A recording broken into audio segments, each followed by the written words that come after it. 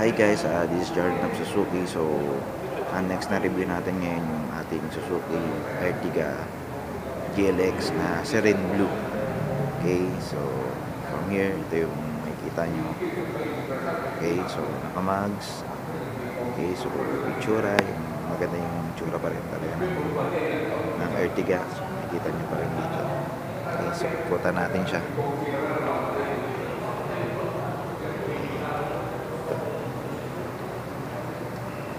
Dito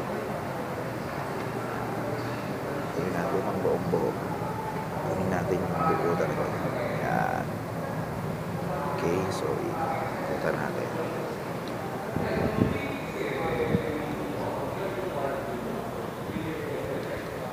Pasok tayo sa loob. Okay, so ito. Yan. Okay, may controls, all power na rin. Ayan, window. Ito yung tachometer nya, speedometer, temperature gauge, dyan na rin, fuel gauge. Okay, so automatic ang GLX natin. Ito yung head unit. Syempre dual airbag na rin siya.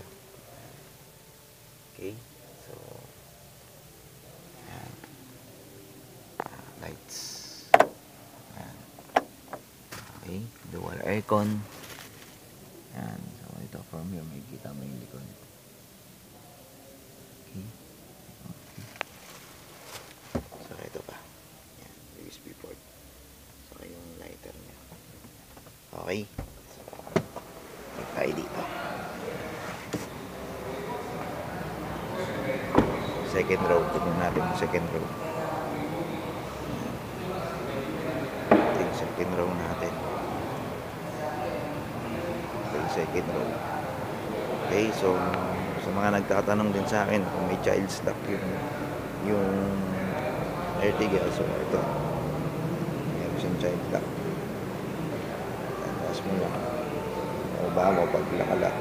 Ayan. Okay, so safety ng ating mga babies.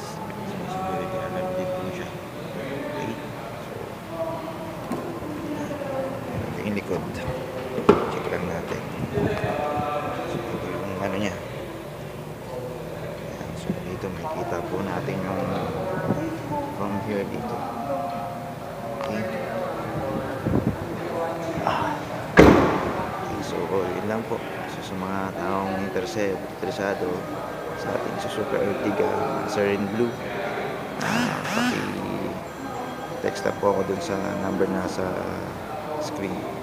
So, and please like us on Facebook, Suzuki Automobile Philippines. Okay, thank you.